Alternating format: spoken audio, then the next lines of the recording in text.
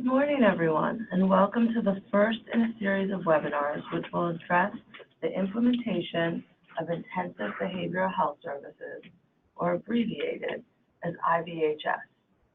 This morning's webinar will be recorded and posted on our website for later viewing. A link to the website will be provided at the end of this training. We will also reference several documents in this training that will be reviewed in detail at the end of this training, and included as part of the resource package associated with IBHS training.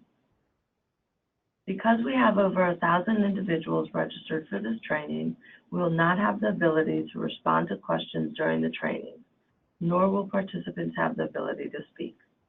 We will have the chat function open, so you may type your questions and comments for staff to review after the webinar. We will use your comments and questions to plan future training opportunities, as well as to update our frequently asked questions document. The FAQs will be posted on the website and considered to be a living document that will continue to evolve as we progress in IBHS implementation. The IBHS regulations will be published in the Pennsylvania Bulletin in mid-October of 2019. This means providers will be responsible for complying with the IBHS regulations in mid-January of 2020, which is 90 days after publication. If you would like to read the regulations prior to them being published in the PA Bulletin, you may do so by visiting the website of the Pennsylvania Independent Regulatory Review Commission, or IRC, at www.irrc.state.pa.us and clicking on Recent Orders, where you will find IBHS. If you read the regulations before they are published in the Pennsylvania Bulletin, please keep in mind that any text that is in brackets has been deleted, and any text that is underlined has been added. The preamble answers many of the questions we've received regarding the regulations. Please familiarize yourselves with the regulations as well as the initial questions and responses prior to submitting additional questions or attending a regional forum during the month of October.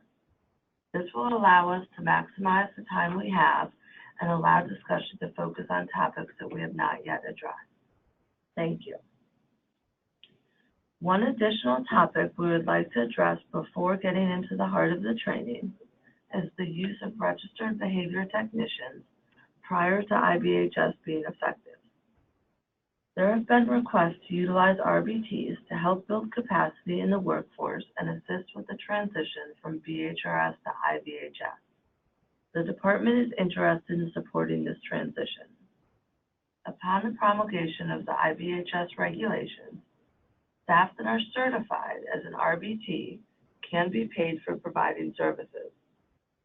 During the 90 days following promulgation, providers can be paid for services provided by staff certified as an RBT if they either comply with the training and supervision requirements included in the MA Bulletin 01/01/05 and OMHSAS 1602 or the IBHS regulations.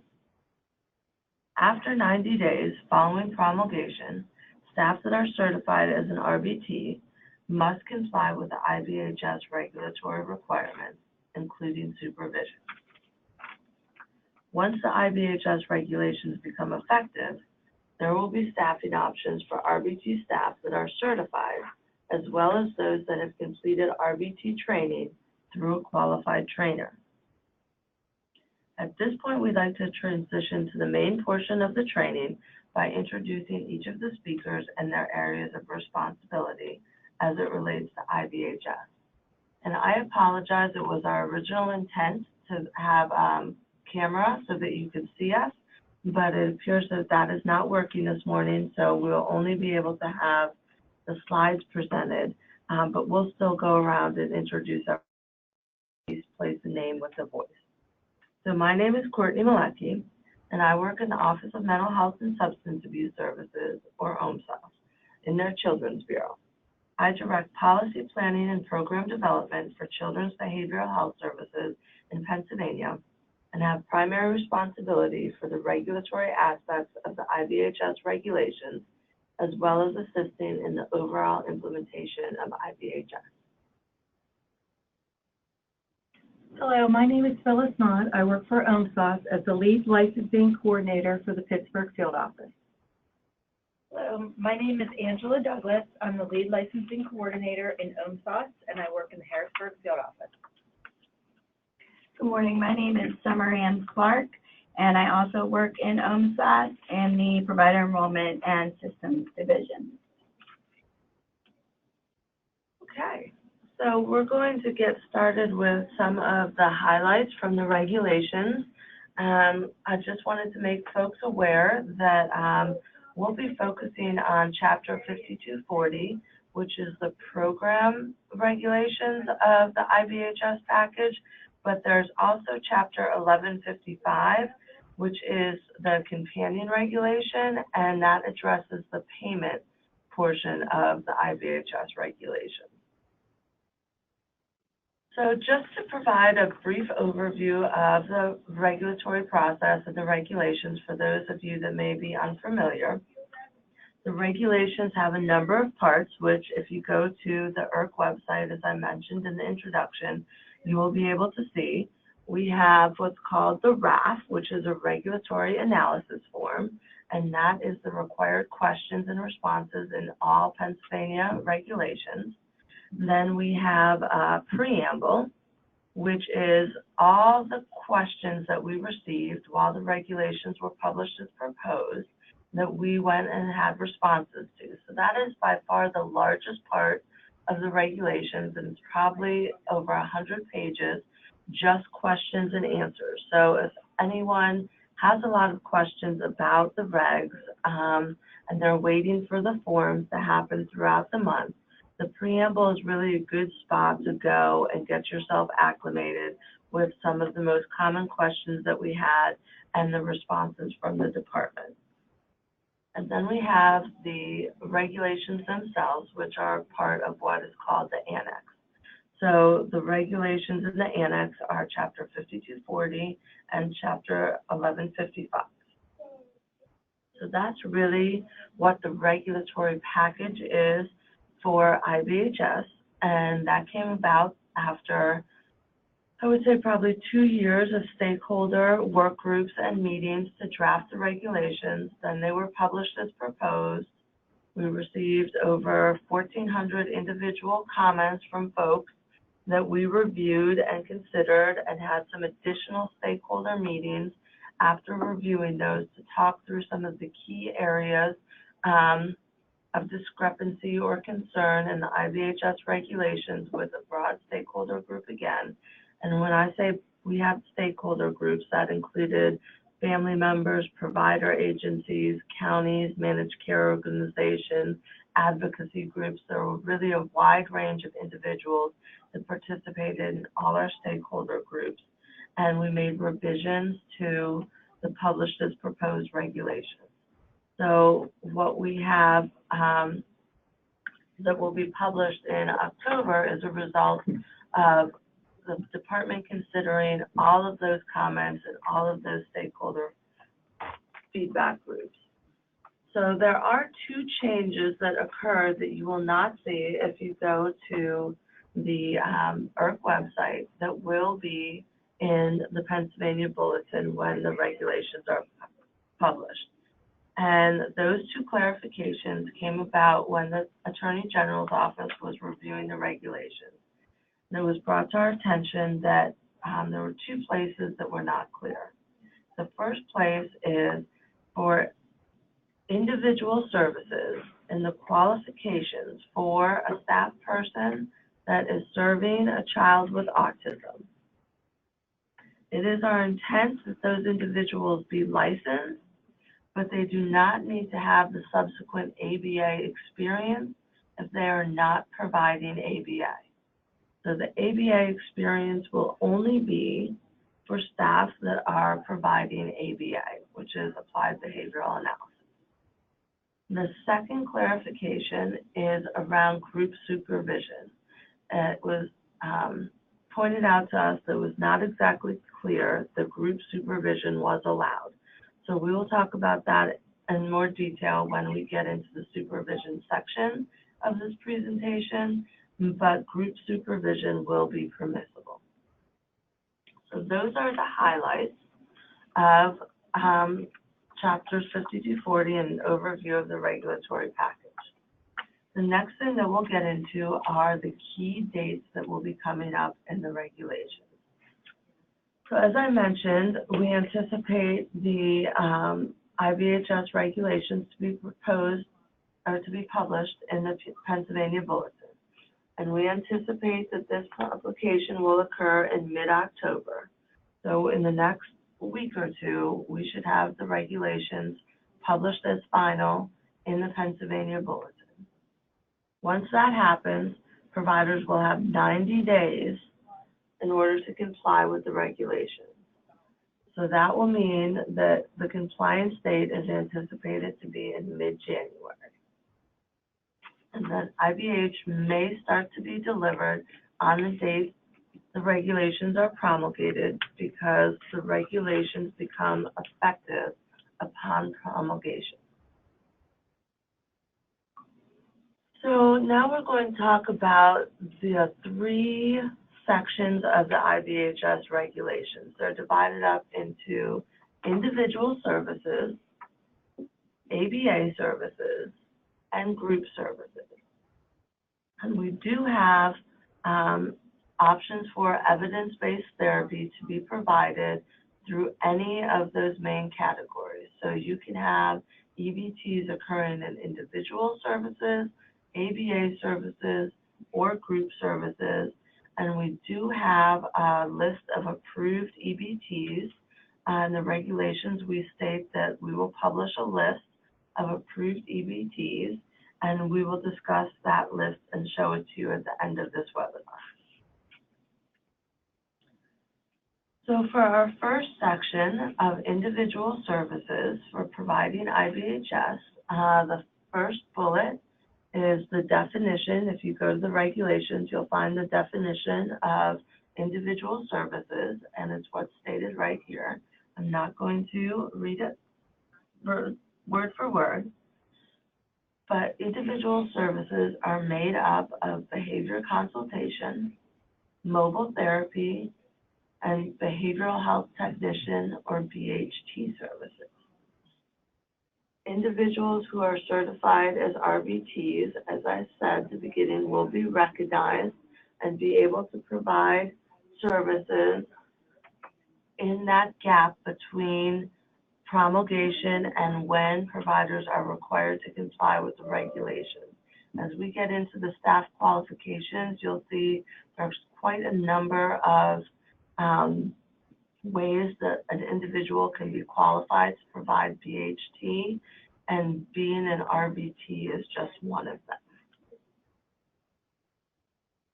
So current BHRS services that may be considered under the individual service bucket include BSC, BSC ASD, mobile therapy or MT, TSS services, multisystemic therapy or MST, functional family therapy or FFT, and then the treatment components of a CRR host home.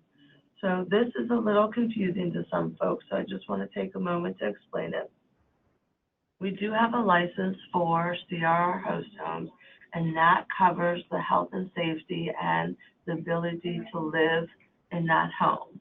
But then we also have currently BHRS service descriptions approved for the treatment component that may be provided in some CRR homes. It's not a requirement to have that treatment component, but if individuals want to provide that and be paid by the MA program, they have to submit a BHRS service description. So moving forward, we will continue to have that allowance for the treatment component, and it will be considered an IBHS under the individual services. We can move on to the ABA services. You'll again see the definition of ABA as the first bullet, and that's consistent with what is in the regulations. And then we have a little bullet to say ABA is used to develop data skills through the use of reinforcement, prompting, task analysis, or other appropriate interventions in order for a child, youth, or young adult to master each step necessary to achieve a targeted behavior. So the ABA services, there are some new ones that do not crosswalk exactly to the BHRS services, and again, we'll get into those more specifically once we talk about staff qualifications, but you have a behavior analytics service, a behavior consultation ABA service, an assistant behavior consultant, and then we have the BHT ABA services. So current BHRS services that may fall into the ABA bucket include the BSC and TSS services when they're providing the ABA interventions. All right, and so the final bucket we have for the regulations in IBHS are group services. Again, we have that definition of what a group service is. And when we go to the staffing qualifications for group services, you'll see that there are two components. There's a graduate level professional, and then we have the BHT or BHT ABA level, depending on the type of service that's being provided. So the current BHRS services that may be considered to be group services, we just listed a few here, but this is really a pretty broad group of program exceptions that are likely to fall into group services. So the list we have here is not all-inclusive, but some of the larger categories in this group include summer therapeutic activity programs or STAP, community and school-based behavioral health programs, after-school programs, and therapeutic nursery programs. So those are some of the services that would be included in group services. And if we go to the key changes within IBHS, these are just to highlight really some of the differences between BHRS and IBHS. And one of the first differences that you'll notice is that for IBHS services, you will need to obtain an IBHS license. And a good portion of this training is talking through the licensure process for those who may be unfamiliar with it. We also have changes to supervision, training, and qualifications that we will be reviewing. Previously, there were no supervision and training requirements for graduate level staff. IBHS establishes minimum supervision and training requirements for all staff, including graduate level staff, providing IBHS. Supervision and training requirements must be met upon promulgation.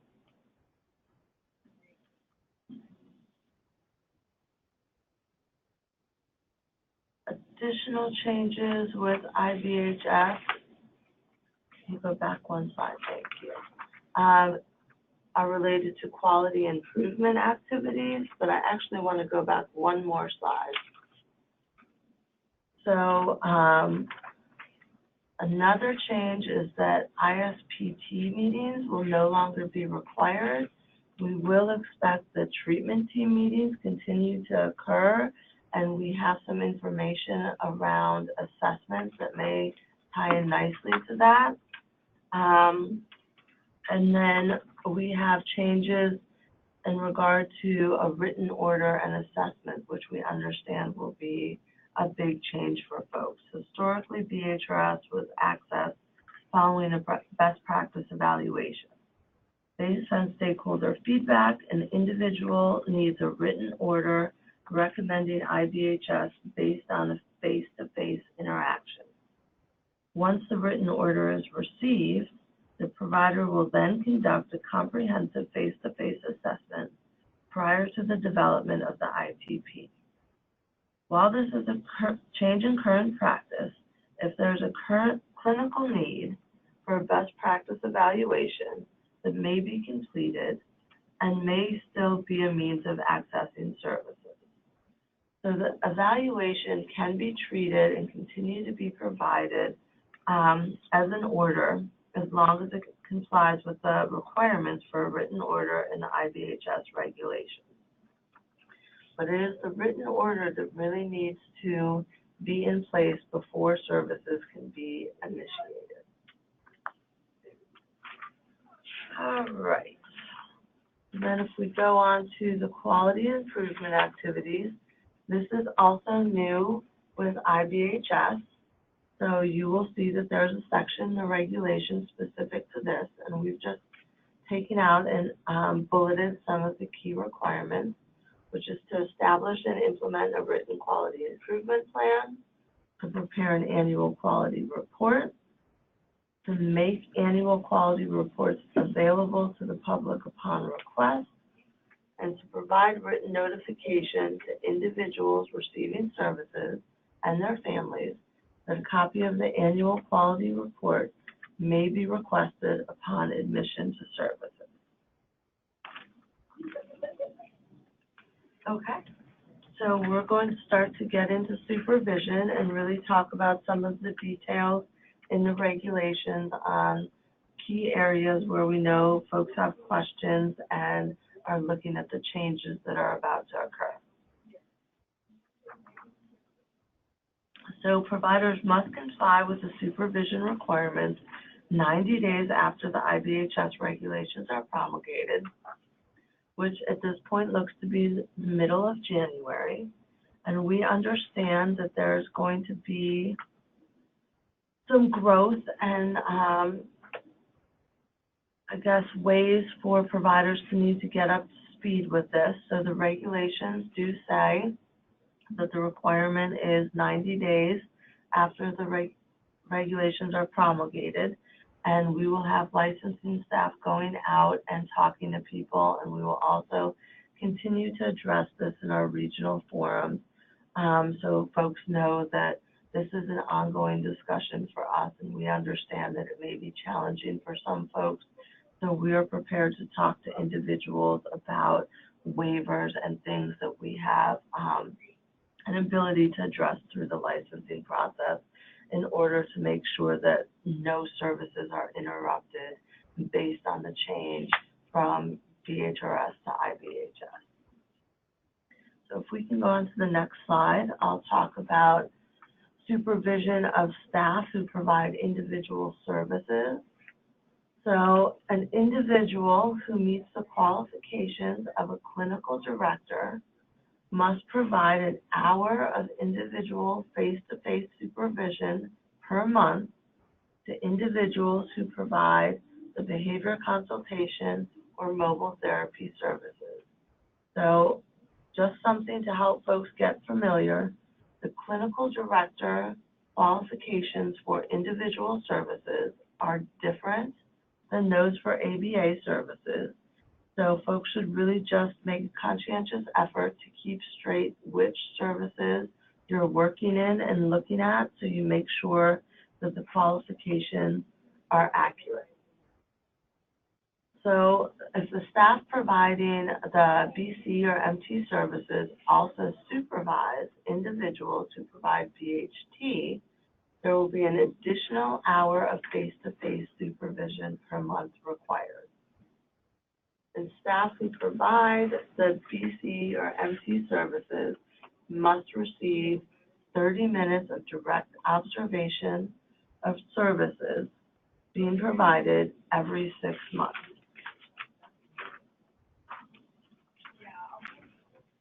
An individual who meets the qualifications of a clinical director or is qualified to provide BC or MT services must supervise an individual who provides BHT services.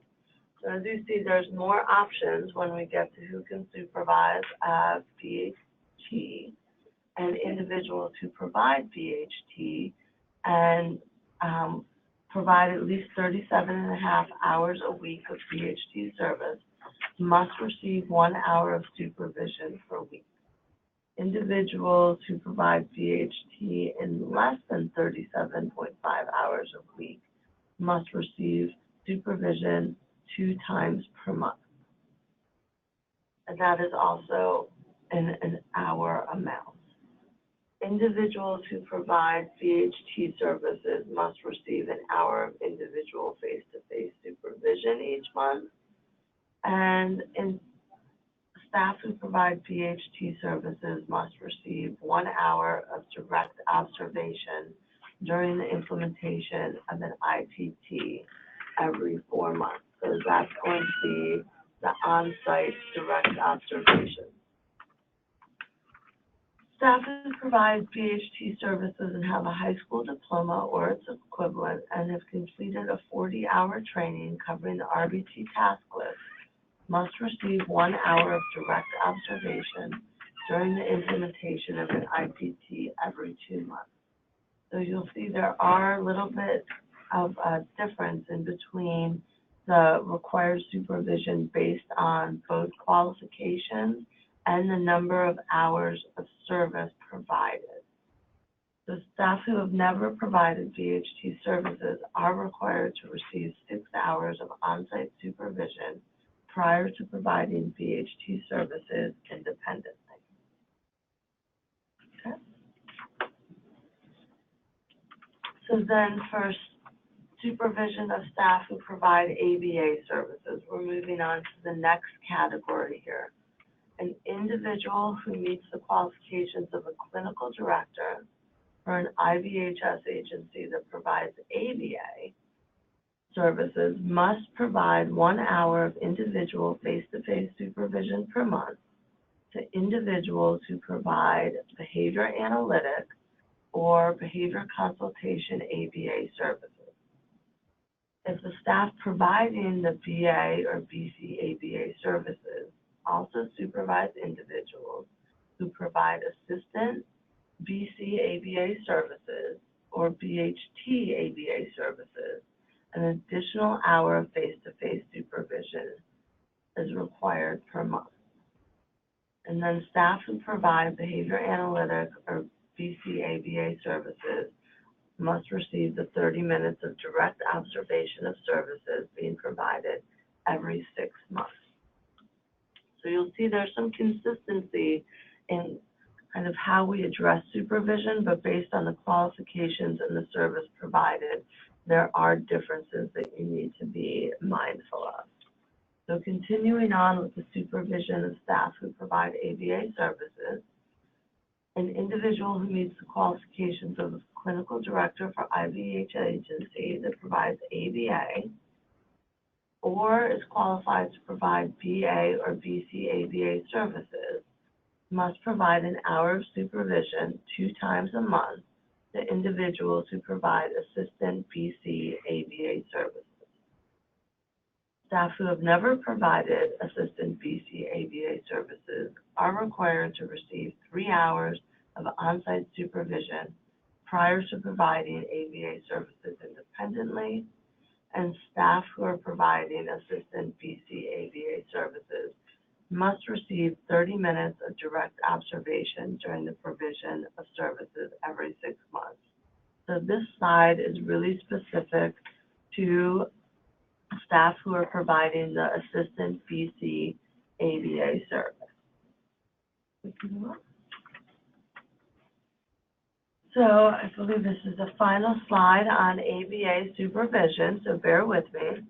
An individual who meets the qualifications of a clinical director for an IBHS agency that provides ABA services is qualified to provide BA services or BC ABA services, or is qualified to provide assistant BC ABA services and has a BC small a BA certification must supervise an individual who provides BHT services. So really, those are all the qualifications of someone who's able to supervise an individual providing BHT ABA.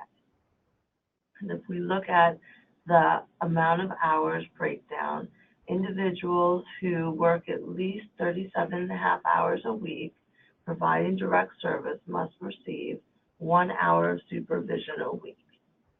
And individuals who provide less than 37.5 hours of service a week must receive supervision 2 times a month. And that again is in the 1 hour increments. Individuals who provide BHT ABA must receive 1 hour of individual face-to-face supervision per month. And staff who provide BHT ABA services must receive 1 hour of direct observation during the implementation of an ITP every 4 months. So when you look at the weekly requirements for supervision and then the bullet that says you must receive an hour of face-to-face supervision each month, that's where you get your group supervision. So an hour of that supervision every month has to be individual face-to-face, but then the rest of that supervision is able to be group supervision. And then just getting into some of the details regarding qualifications again. Staff who provide BHT ABA and have a high school diploma or its equivalent and completed a 40-hour training covering the RBT task list must receive an hour of direct observation during the implementation of an ITP every 2 months. And then finally, staff who have never provided BHT ABA services are required to receive 6 hours of on-site supervision prior to providing BHT ABA independently. And we'll address supervision in our final bucket of services here, the group services. And this is to say that an individual who meets the qualifications of a clinical director for group services must provide 1 hour of individual face-to-face supervision per month to a graduate level professional. And if the graduate level professional supervises an individual who is qualified to provide BHT services or BHT ABA services, the graduate level professional shall receive an additional hour of face-to-face supervision per month. And then if we move on to the behavioral health technician level of service, you'll see that a GLP must supervise an individual who provides BHT or BHT ABA services. And individuals who are qualified to provide BHT or BHT ABA and provide services at least 37.5 hours a week must receive 1 hour of supervision a week, and individuals who are qualified to provide BHT or BHT ABA and provide less than 37.5 hours a week of service receive supervision 2 times a month. Individuals who are qualified to provide BHT services or BHT ABA services must receive 1 hour of individual face-to-face supervision a month. Again, the rest of that supervision can be group. And then a supervisor must be available to consult with staff during the hours the group services are provided, including evenings and weekends. So you'll see that for group services, we don't have a regulatory requirement for on-site supervision, and that is because a director or a graduate level professional is required to be on-site for these services. The supervision will be occurring throughout the day or the time that they're in this group service. Okay, I think we're going to move on to staff qualifications.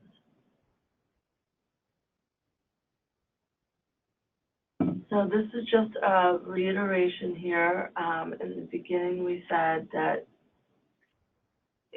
providers are going to be required to meet the regulations 90 days after they are promulgated. So we just wanted to put up front that for some staff positions, there are interim and final qualifications. So when you look at the qualifications for BHT ABA, you'll see that the final service requirements need to be met by July 1st, 2020. And for BHT services, the final staff qualifications must be met by January 1st of 2021. And the final qualifications for a clinical director of an agency that provides ABA services must be met by July 1st, 2022.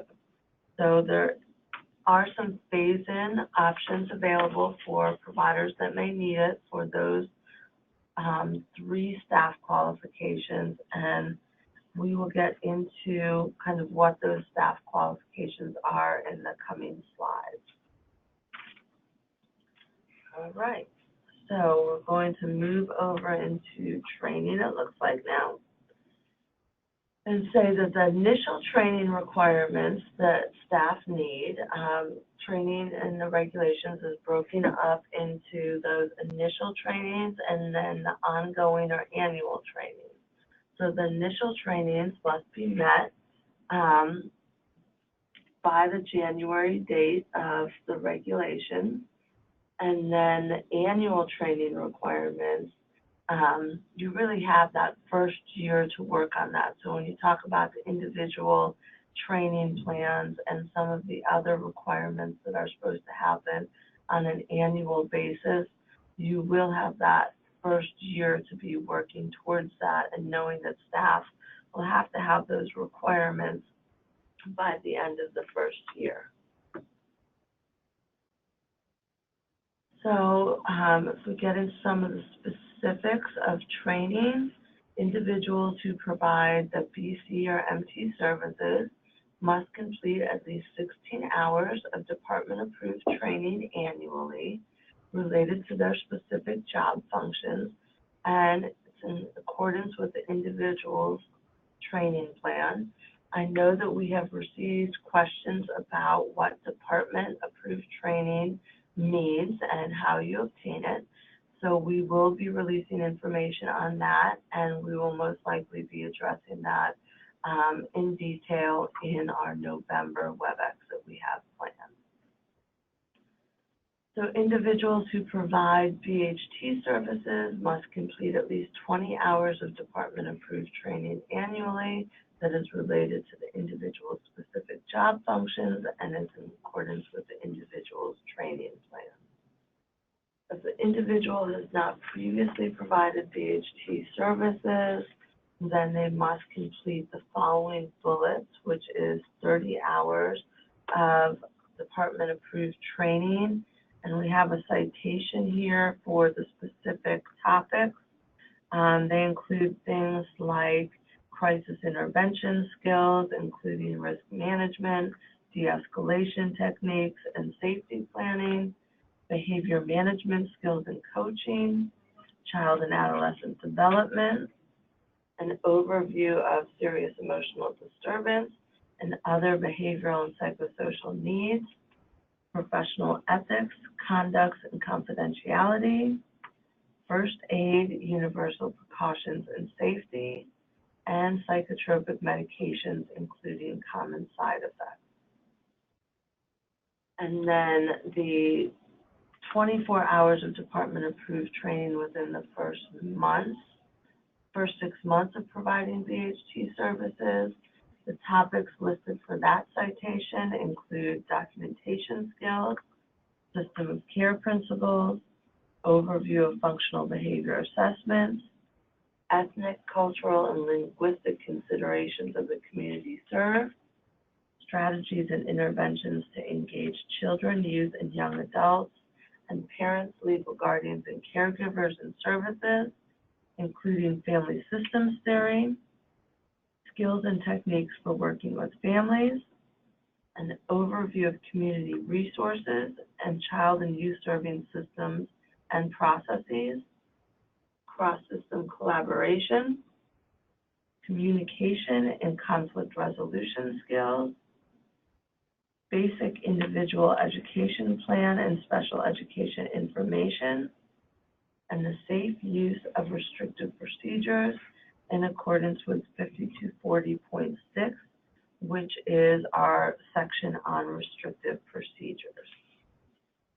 Okay. So then individuals who provide BHT services may substitute completed college coursework for required training topics, and individuals may count hours of training required to maintain licensure or certification towards the training requirement. So then we'll move on to the training for staff who provide ABA services. Individuals who provide BA services or BCABA services must complete 16 hours of training annually that is approved by the department or provided by a continuing ed provider approved by the BACB that is related to their specific job functions and is in accordance with the individual's training plan. Individuals who provide assistant BCABA must complete 20 hours of training annually that is approved by the department or provided by a continuing ed provider approved by the BACB that is related to their specific job functions and is in accordance with the individual's training plan. Individuals who provide assistant BCABA services and do not have certification as a board-certified analyst, board-certified assistant behavior analyst, or board-certified behavior analyst must complete 20 hours of training related to ABA that is approved by the department or provided by a continuing ed provider approved by the BACB before independently providing ABA service. And then an individual who provides the BHT ABA services shall complete 30 hours of department-approved trainings prior to providing services, as those are in the section listed that I already read, and then 24 hours of department-approved training, again, in the topics I already read for that particular site. So at least 20 hours of training annually related to ABA that is approved by the department or provided by a continuing ed provider approved by the BACB that is related to the individual's specific job functions and is in accordance with the individual's training plan. Okay. So then individuals who are certified may count hours of training required to maintain certification towards their training requirements. And individuals may also count hours of training required to maintain licensure or certification towards the training requirements. Okay. So if we move on to training requirements for the group services. A graduate level professional qualified to provide behavior consultation services must complete the training requirements for individuals who are qualified to provide the behavior consultation services. A graduate level professional who is qualified to provide mobile therapy services must complete the training requirements for individuals who are qualified to provide mobile therapy services. A graduate level professional who is qualified to provide behavior analytics services or behavior consultation ABA services must complete the training requirements for individuals who are qualified to provide behavior analytic or BCABA services. And an individual who meets qualifications to provide BHT services must complete the training requirements for individuals who are qualified to provide BHT. And an individual who meets the qualification to provide BHT ABA services must complete the training requirements for individuals who are qualified to provide BHT ABA services. Okay, so that is what we have for training thus far. We'll move on to the written order. So a written order that complies with the IBHS regulations is necessary for services to be initiated. As I said previously, a psychiatric or psychological evaluation can be used as a written order, provided the evaluation includes the information that must be in the written order. And the written order should include the maximum number of hours of each service per month. So one of the things that we've been talking about and has come up in several of the questions and conversations is what happens when an assessment that happens after the written order, which we'll get into in the next sections, is not consistent with a written order. So the written order is really the guiding document that is necessary for services to be provided and authorized. So in situations where there's an inconsistency between the written order and the assessment, that will need to be resolved because the written order is what service provision and authorization will be based on. So having said that,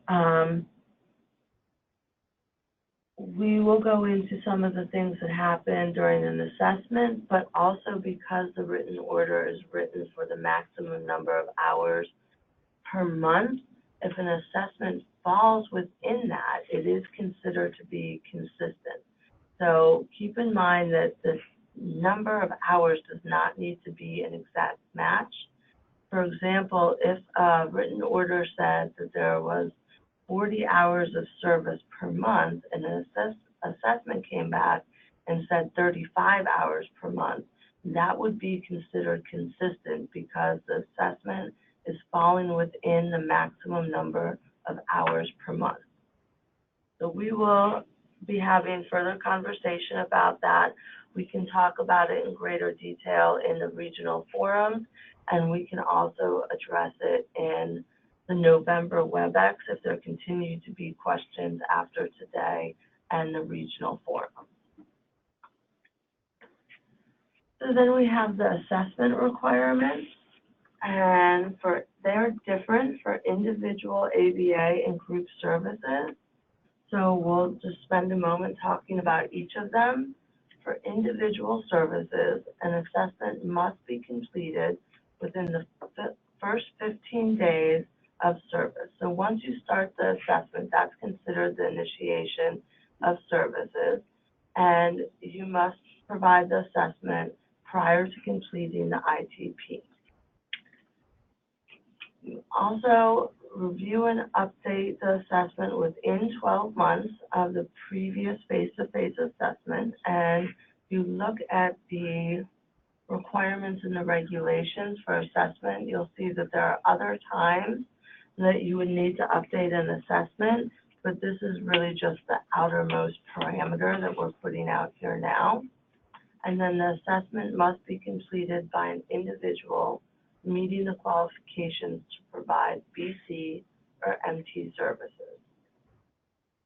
So I will say something that's consistent for individual ABA and group services is that we had questions, and this is answered in the preamble as well, regarding the difference between an ITP and a treatment plan, because we use both terms in the regulations. So there are situations we recognize where there may be imminent need or emergent need to provide services in addition to the assessment within those first 15 to 30 days of service. So in those cases, you will need to write a treatment plan for the services being provided while the assessment and the ITP are being completed. So that is the difference between an ITP and a treatment plan. The term treatment plan is really used for those circumstances where there's emergent need and services need to be provided, like VHT, while the assessment is still being conducted. So we'll get back to the assessment requirements for ABA services to say that assessment must be completed within 30 days of the initiation of ABA services and prior to completing the ITP. The assessment must be reviewed and updated at least 12 months from the previous face-to-face assessment, and the assessment must be completed by an individual meeting the qualifications to provide the behavior analytic or the behavior consultation ABA services. And for group services, the assessment must be completed within 15 days of the initiation of group services and prior to completing the ITP. Assessment must be reviewed and updated at least 12 months from the previous face-to-face assessment, and the assessment must be completed by the graduate level professional. So because we know that this is a lot to digest and that it will not happen over one WebEx and there will need to be ongoing communication and training, we just wanted to put a slide up here to say that the department will continue to distribute IBHS information, including a specific information to family members.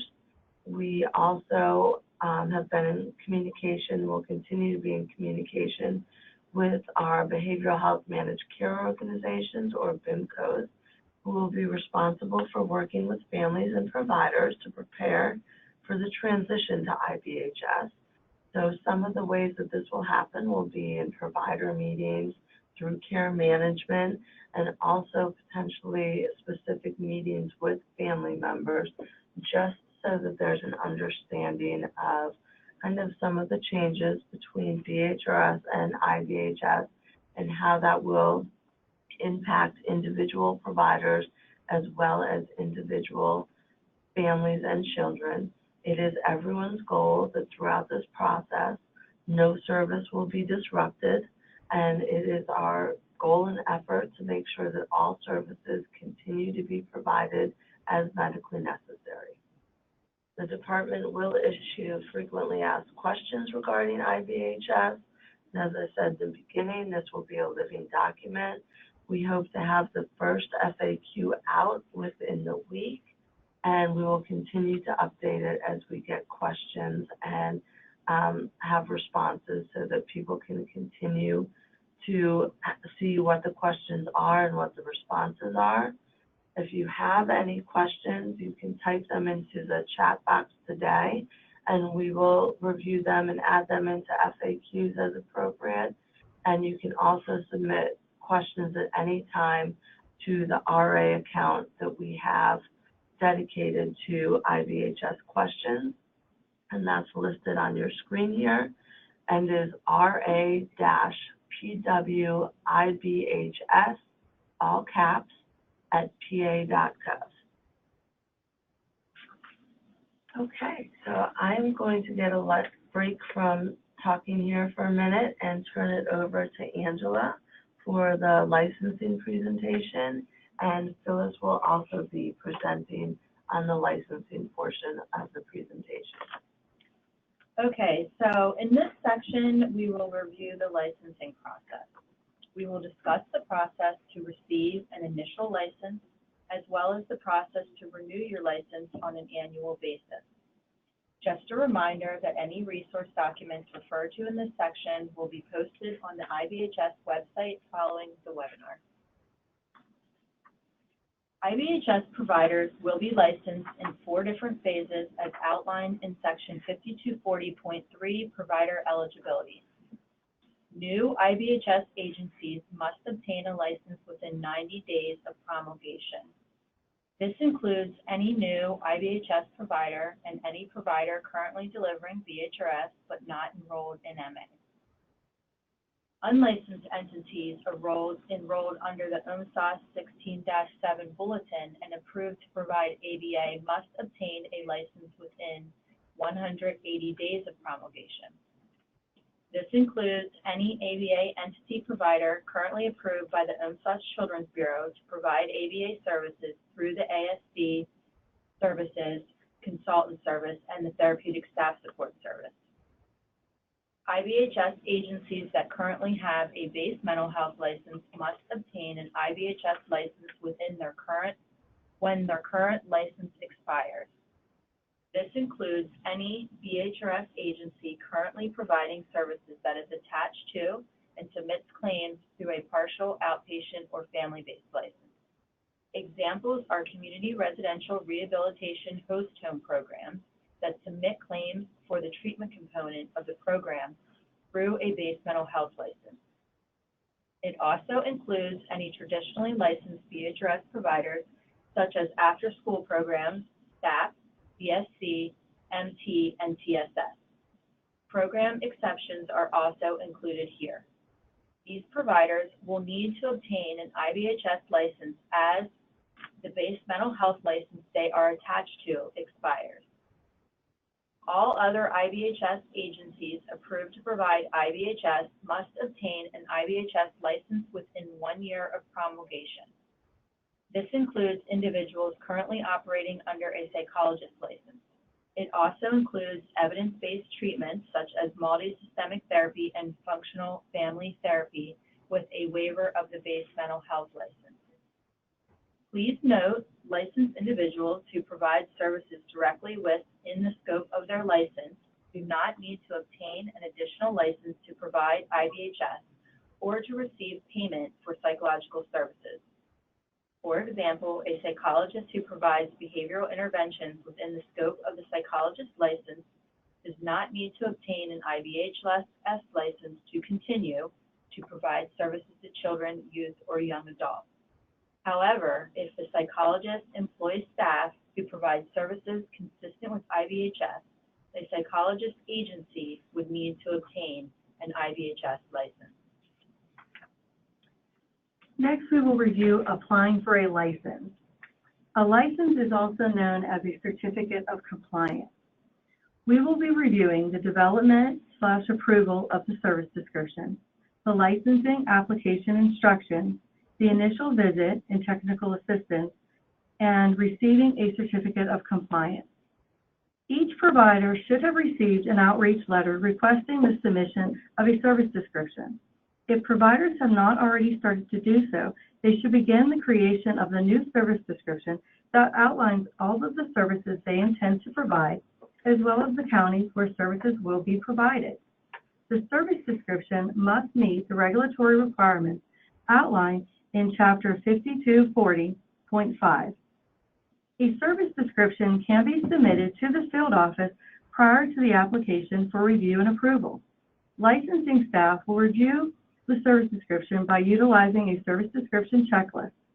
After the service description is approved, an IBHS agency must submit an updated service description to the field office for service.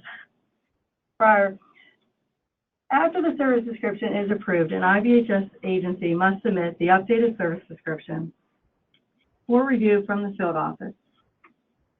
Prior to implementing any changes in the approved service description, or if the service description is no longer accurate, the service description checklist will be posted on the IBHS website. Upon review of the licensing application and instructions, the provider will need to contact the County Mental Health Intellectual Disabilities Office to alert them of the licensing application and request a county letter of support. They will also need to contact the applicable managed care organization to discuss the credentialing process. If you are not already familiar with this, or if you plan to serve medical assistance, you will also need to compile all the documents in the checklist in the licensing application instructions document to submit to the licensing administration. Licensing administration will review to ensure that the submission is complete. A field office representative will reach out to schedule the initial visit after licensing administration reviews the application packet. Remember to contact the county administrators and MCOs, as well as the licensing applications instructions documents will be posted on the IBHS website for your review. The initial visit then will occur. The initial visit will include a tour of the facility, the review of the current policies and procedures, and a mock record review. It will also include human resource personnel records of all current employees.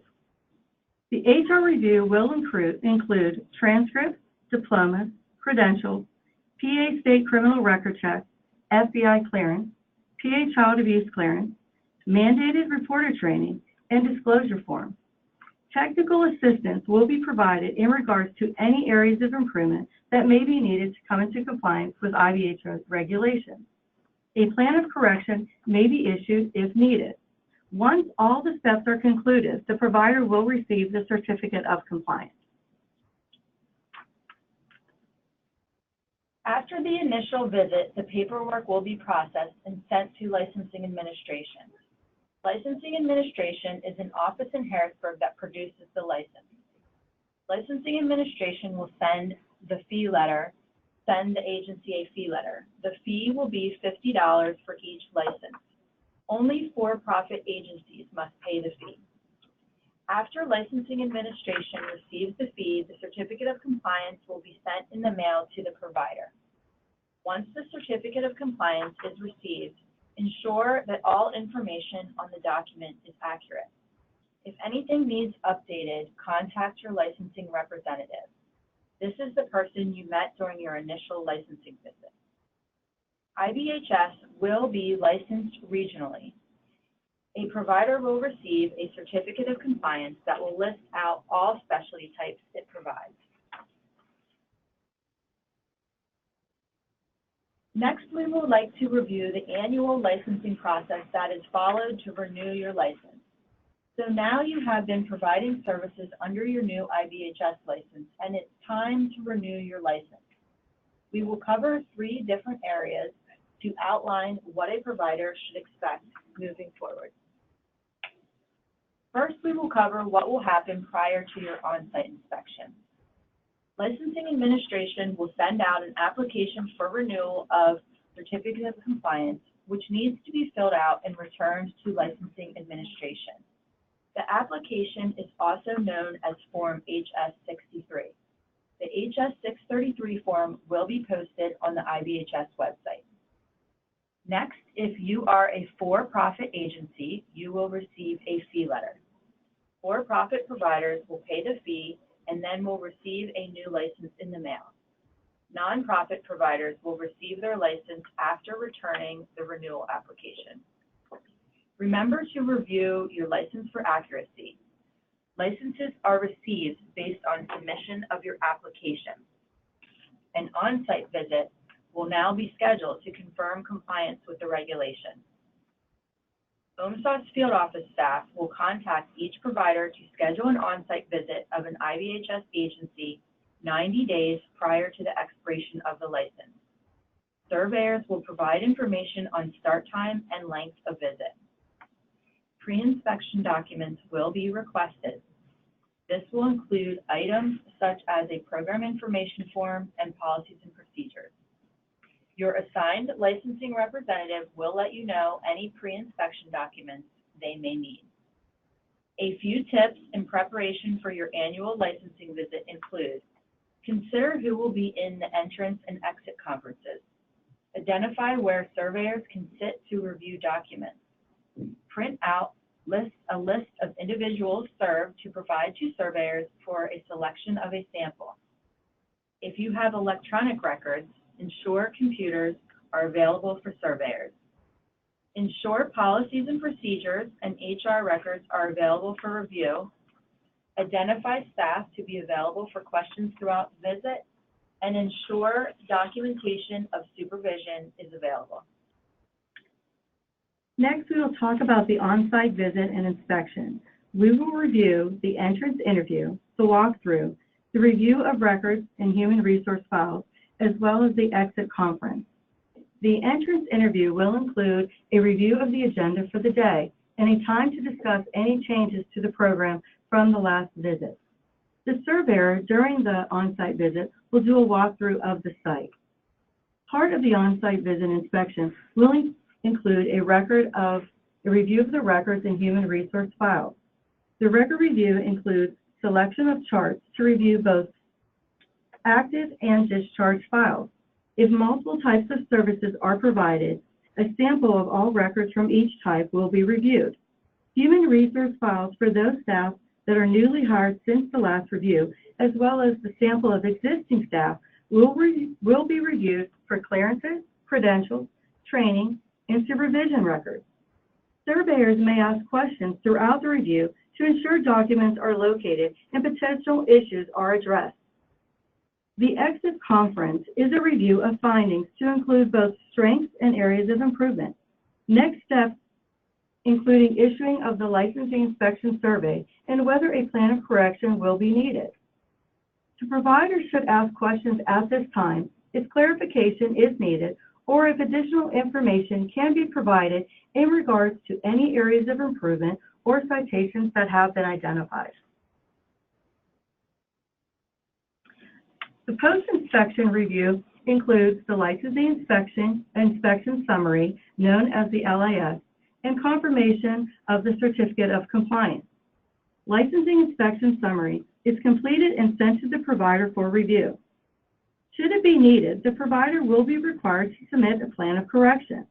If there are no citations, a letter will be sent out to confirm the license that was already received based on your application. If a provisional is issued, a letter will be sent out to revoke the previously issued full license, and a provisional license will be included. There was a new Department of Human Services bulletin on plans of corrections issued July 15, 2019, entitled Timeframes for Issuance of Licensing Inspection Summary, Plan of Correction, and Verification. The effective date is October 1st, 2019. If you want to learn more about the bulletin, you can find a self-paced training on the DHS website, www.dhs.pa.gov. Under the Provider tab, you can click on Human Services Licensing. There is a list on the right-hand side under which webinars are kept. There are several useful webinars found there around licensing, including the self-paced Plan of Correction training. A facility may request a waiver of a regulation. When reviewing a waiver request, OMHSAS will consider whether the waiver will jeopardize the health and safety of children, youth, and young adults served by the IBHS agency. OMHSAS Bulletin 16-3 outlines the procedure for requesting a waiver. Waivers will not be granted if they jeopardize the health and safety of the children, youth, or young adults served by the IBHS agency, adversely affect the quality of services provider, do not benefit the individuals being served, or violate federal or state statute regulations. The process for a provider to submit a waiver includes the provider must submit a letter on agency letterhead requesting the specific regulation they wish to waive and the rationale for the request. Also, ask for a letter of support from the County Mental Health Intellectual Disabilities Office. If you need assistance with this process, contact the Regional OMHSAS Field Office. If there is a portion of the regulation the agency will be unable to meet at the time of an application for certificate of compliance, please include a waiver request with the application. Next, we're going to talk about enrollment, and Summer Ann will be reviewing this section. Thank you. Most of you are already familiar with the electronic provider enrollment portal system. So this is not a new system. This is a system that you're currently using to submit enrollments for enrollment into our Promise provider enrollment system so that you can bill or submit encounters. On the first slide here, we've given you the site address, the electronic provider enrollment portal can be accessed using this secure internet site. You will have to create a password to utilize this site. Each licensed service location will need to be enrolled in the medical assistance program separately. Currently, all provider enrollment applications are processed by the Office of Medical Assistance Programs, and the IBHS program will be no different. The department prefers the electronic portal submissions over paper submissions. We're trying to be green and get away from the paper. It's also quicker in the enrollment portal system. But if you need to submit a paper application, they can still be submitted. But please only submit the paper.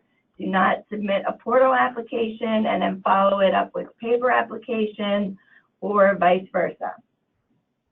If you need a paper application, you can call the OMAP 800 number, which we'll be giving you in a later slide, to request a copy of the current paper application.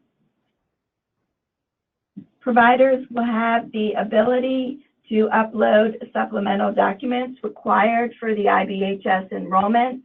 Again, that's no different than the current process. Based on the provider type and specialty that you select when you first begin your provider enrollment in the portal, that will guide the provider as to what questions on the enrollment will need to be answered, as well as what documents are required.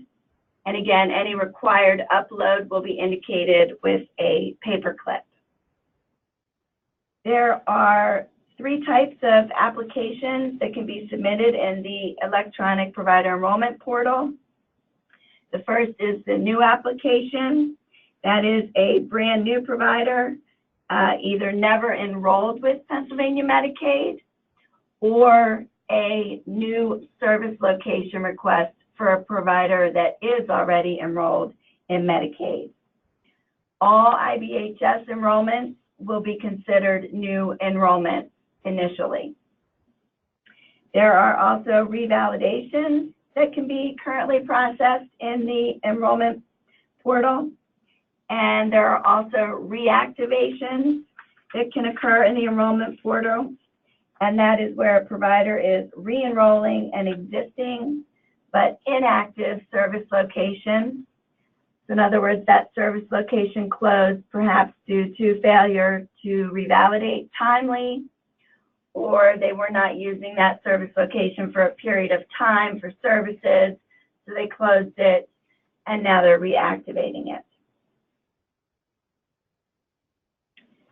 There are 3 types of specialties for the new IBHS program. For the individual IBHS services, that specialty designation is 590. For the group IBHS services, the specialty is 591. And for the applied behavioral analysis IBHS services, that is designated as provider specialty 592. The provider specialty of 340, which is existing and is currently being used for program exception services, that will be maintained and continue to be used with the IBHS program. And if you are approved for program exception services with that 340, that would be added to these new specialty types of 590, 591, or 592.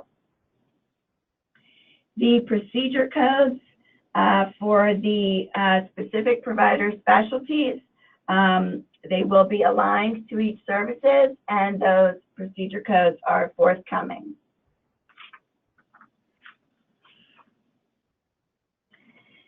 This next slide gives you some more website information and phone number information. This information is available on this slide. It's also going to be available on the enrollment handout, which will be posted with this PowerPoint. The first bullet is the department's website, how to get and access enrollment-related information. There's also an OMAP inquiry line with an 800 number posted there, and that's a question about the provider enrollment process. So those questions should really be more specifically towards maybe technical assistance in the portal or requesting a paper application or any general enrollment-related questions. This is not information where you would specifically find IBHS guidance. The enrollment training link is the information on this slide can be found on the enrollment handout. Again, that'll be posted with the other resource information. Also on the handout will be a PowerPoint that was released to the public when the provider enrollment portal first went live. So that is still a valid PowerPoint. If you have already viewed that and you just need to reference it again, it is still available. Again, that link is on the enrollment handout. And it also gives you the DHS electronic enrollment application user interface provider training link as well. Again, that is on the enrollment handout. The next and last slide for this enrollment portion of the training is a snapshot of what the enrollment website looks like. So when you're entering any of these website addresses, it should bring you to this page. The guide is on the side, whether you're going to initiate a new application, a revalidation, or a reactivation. There's 2 additional selections. You can resume an application. So in other words, if you started an application but did not finish it, perhaps you had a meeting or you needed to gather some additional documents to upload, you can save and close. And then when you resume the application, you will need a combination of your application tracking number, also referred to as an ATN number, the provider FEIN, and the password that you, the provider, selected. And you can also check an application status, again, using the ATN, the provider tax ID, and the password. That is if you have completely submitted the application, then you can check on a status. If you have not completely submitted an application or a reactivation or a revalidation, even though you are assigned an ATN as soon as you begin the process, we here on the department side in enrollment cannot view that application until you have completely submitted it. Again, there's a handout with all the phone numbers as well as all the websites that you would need to train yourself on the portal or to go ahead and submit applications for IBHS. Thank you.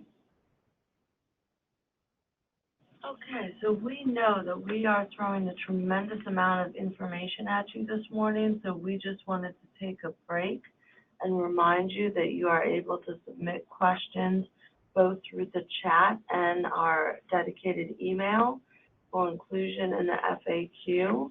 And we will also use those questions to plan the regional forums occurring throughout October, as well as our November WebEx. And that we do have additional resource documents that will be posted online. So we've provided the link for where all the IBHS information will be posted. So you have the link, and if we can go to the next slide, this is what the website actually looks like, and this will be the primary spot where we post all the IBHS information. So feel free to copy that link and bookmark it and check back for when we have the information posted, such as the documents from today's webinar, as well as our FAQ documents. Okay, so at this time, we are going to review the additional documents that will be posted on the IBH website that we have referred to throughout the presentation, just kind of to bring it up so that you're aware of what it looks like and what the resource may be used for. So the first one that we're going to look at is the initial IBHS provider outreach letter that was sent out. This letter was sent out on September 25th, 2019 to those providers that were identified as either an existing provider of BHRS who needs to obtain a license or another provider who may require to be licensed. The letter is requesting an IBHS service description to be developed and sent to the regional OMHSAS field office for review and approval. If you did not receive this letter and you intend to provide IBHS, please review the content of this letter on the IBHS website. So the second document we're going to look at is the IBHS service description checklist. This checklist was mentioned earlier in our presentation on licensing.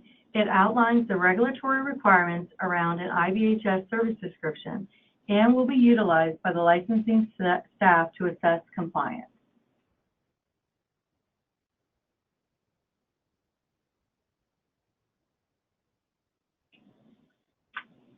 The next form that we will be looking at is the HS 633. This is the form used to apply for a new license or a renewal of an existing license. It will be posted on the IBHS website, but can also be found at www.dhs.pa.gov/provider/human-services-licensing/index.htm.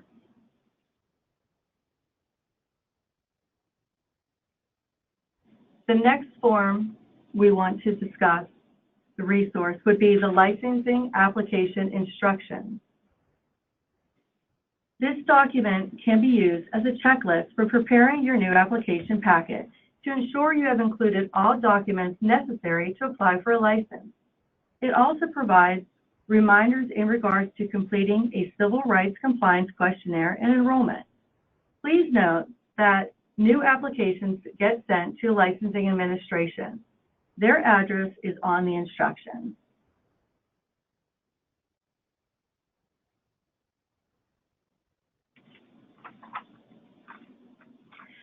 The next resource that will be on the website is acronyms. This is a list of IBHS acronyms, including general acronyms, service acronyms, and board certification acronyms. The Behavioral Health Managed Care Organizations list will also be found on the website. This list includes all 5 behavioral health managed care organizations in Pennsylvania, including the counties they serve and their contact for IBHS questions. As discussed earlier, it is recommended that if your agency intends to take medical assistance, that you contact the applicable behavioral health managed care organization to discuss the credentialing process.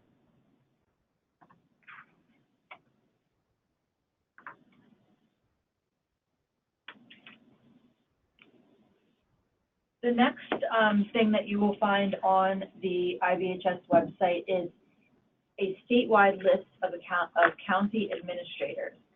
This list can be utilized to contact the county administrator in the county you will provide services to make them aware of the IBHS services you intend to provide and to request a county letter of support.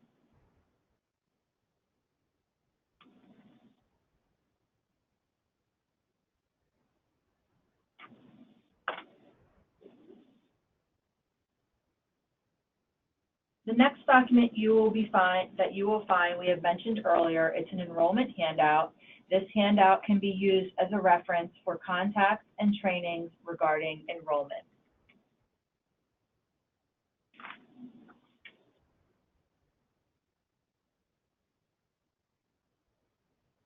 The next document you will find is the OMHSAS waiver bulletin. It was referenced earlier, and it will be included on the IBHS website for your convenience in reviewing the procedure to request a waiver.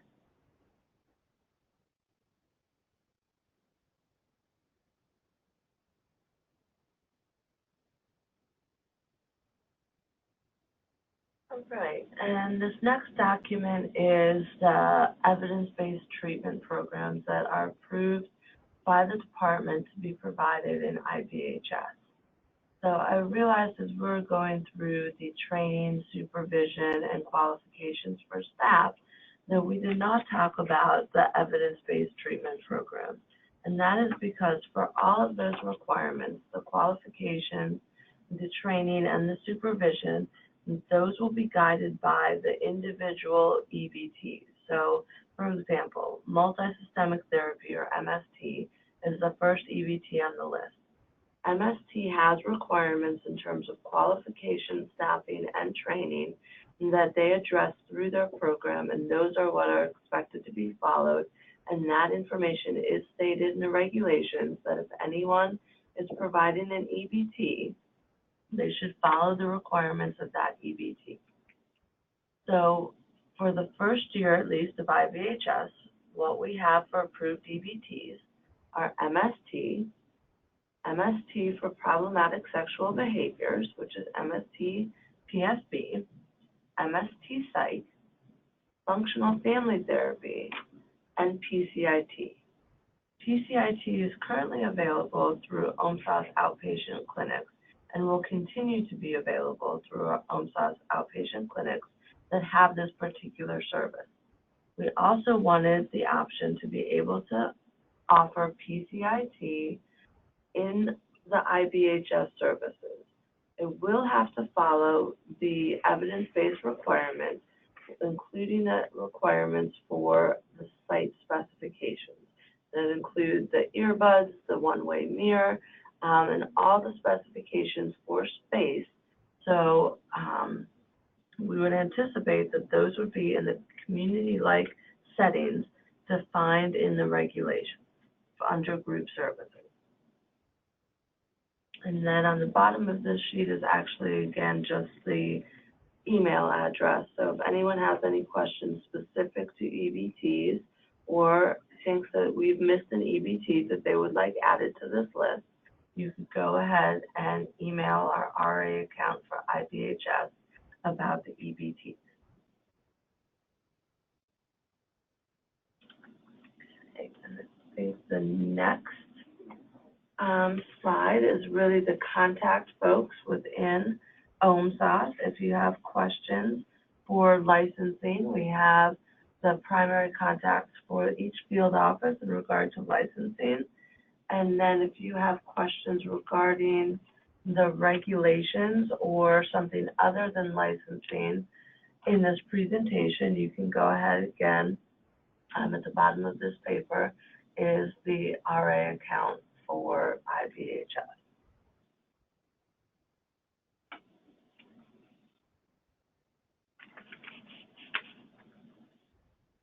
And then, as we've been referencing throughout this presentation, we will be having regional forums throughout the month of October.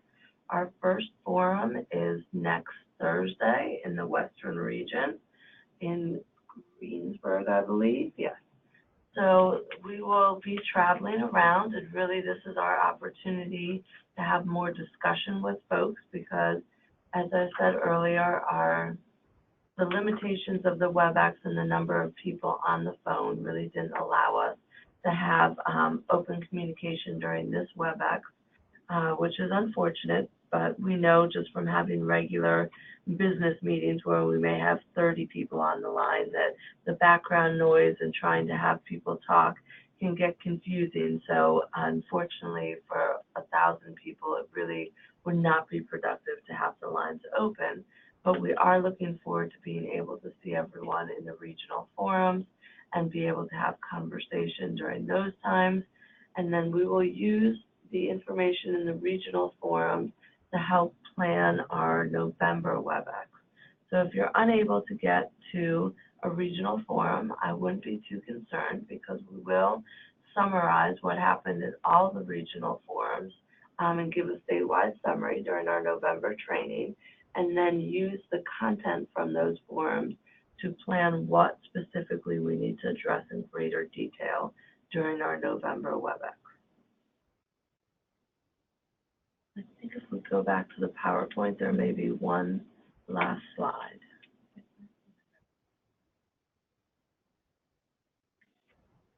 Yep, so this is just saying what our next steps are that we just went over. Okay. Well, thank you all for your time and your willingness to bear with us as we work with our technology. And I apologize that you were not able to see us today. Hopefully we will rectify that for our November training. But we are looking forward to getting out to see everyone in the regional forum. And we do understand that there's a lot of information out there in terms of the regulations and kind of what next steps are. So we are committed to working through that with you and continuing to provide you information and posting it on our website. Thank you.